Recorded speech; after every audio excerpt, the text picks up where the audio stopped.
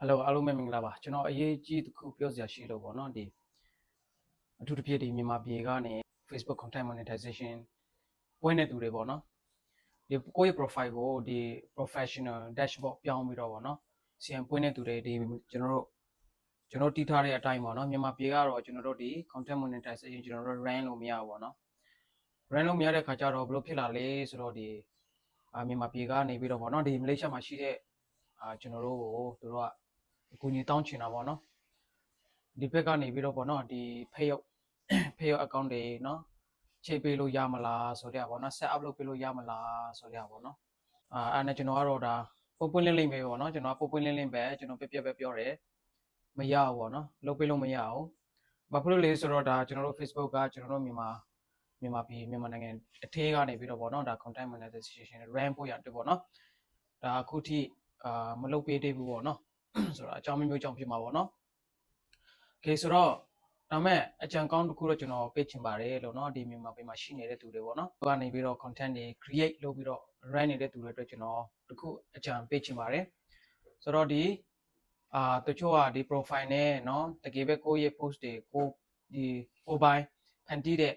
content တွေကိုတင်တဲ့အခါမှာပေါ့နော်တကယ်ပဲ CM ပွင့်ပါတယ်ဒါပေမဲ့လည်း set up လုပ်ဖို့ကအန်ဒီရများတယ်ပေါ့နော်ဥပမာ time တော့เนาะပြင်ပမှာရောက်ပြီးတော့လုပ်ရင်တော့တမျိုးပေါ့နော်ဆိုတော့အဲ့လိုလူတွေအတွက်ပေါ့အဲ့လိုလူတွေအတွက်ကျွန်တော်အကြံပေးချင်တာကတော့ profile နဲ့ဒီ professional dashboard မလုပ်ပါနဲ့လို့ကျွန်တော်ပြောချင်တယ် Facebook page ပဲ run ပါလို့ပေါ့နော်ဘာဖြစ်ဆိုတော့ Facebook page ကကျွန်တော်တို့ဒီ page admin ဖြစ်ဖြစ် page admin ဖြစ်ဖြစ်ပေါ့နော်ဒီနိုင်ငံခြား region နဲ့ location နဲ့ကျွန်တော်တို့လုပ်လို့ရတယ်ပေါ့နော်ဆိုတော့အဆင်ပြေတယ်ပေါ့နော်ဆိုတော့ဒါပေမဲ့ main ဒီ admin ကဒီဘက်မှာရှိရင်တော့မှတချို့ကပြဿနာတက်သေးတယ်ပေါ့နော်ဒါ document verify တွေလုပ်ခိုင်းနေရတယ်ရှိတယ်ပေါ့နော်ဆိုတော့ဒီ document ဒီ service စာတမ်းအထောက်အထားတွေ verify လုပ်ခိုင်းတယ်ပေါ့နော်အတည်ပြုခိုင်းတယ်ဆိုတော့တခါတလေအဲ့လိုမျိုးတွေရှိတဲ့အခါမှာအန်ဒီများတယ်ပေါ့နော်ဘာဖြစ်ဖြစ်ကျွန်တော်ဖြစ်စေချင်တာတော့ပေါ့နော်ဒီကိုက page နဲ့ run နေဆိုရင်နိုင်ငံခြားပြင်ပမှာရောက်တဲ့သူတစုံတယောက်ကို admin ထားပါ page admin ထားပါ page admin လုပ်ပါပေါ့နော်ပြီးလို့ရှိရင်ဒီမြန်မာပြည်ကနေဆိုရင်တော့ဒါဒီတကယ်ပဲဒါကတော့ကိုကူညီပေးနိုင်မဲ့သူဖြစ်နိုင်တော့အမျိုးရင်းနေပေါ့နော်တကယ်ချင်းရင်းနေအရင်းနေရှိလို့ရှိရင်ပိုကောင်းတာပေါ့နော်ဒီTelegram ကနေပြီးတော့ပေါ့နော်ဒီ original quality ရောက်နိုင်တဲ့ပိုးနိုင်တဲ့ဗီဒီယိုတွေကိုကိုရိုက်ပြီးသားဖန်တီးပြီးသား edit လုပ်ပြီးသားကို Telegram ကနေပို့လိုက်ပြီးတော့ပြင်ပမှာရှိတဲ့ admin ကိုတင်ခိုင်းလိုက်ပေါ့နော်အဲ့လိုမျိုးလုပ်ချင်းအဖြစ်တာခင်ဗျအနေနဲ့မြန်မာပြည်အထက်ကနေနော်ဒီလိုနိလန့်နဲ့ခင်ဗျဒီ Facebook content monetization ကိုစူးစမ်းလို့ရတယ်ပေါ့နော်ဆိုတော့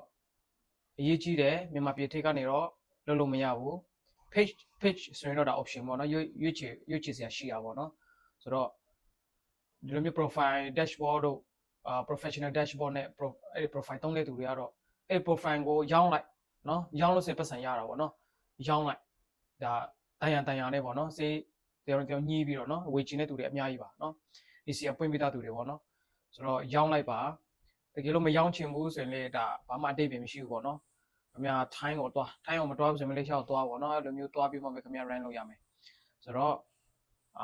ဒီဟာလေးကိုကျွန်တော်ဒီဗီဒီယိုလေးမှာပြောပြချင်တာဖြစ်ပါတယ်နော်အထူးသဖြင့်မြန်မာပြည်မှာရှိနေတဲ့သူတွေပေါ့နော် Facebook content တွေ create လုပ်တဲ့သူတွေ monetization တွေ run တဲ့သူတွေအတွက်ပေါ့နော်ကျွန်တော်ဒီဟာလေးပြောပြချင်တာဖြစ်ပါတယ်ဆိုတော့ဒီဗီဒီယိုလေးကခင်ဗျားအတွက်အကျိုးရှိတယ်ဆိုရင်share သွားပေးပါ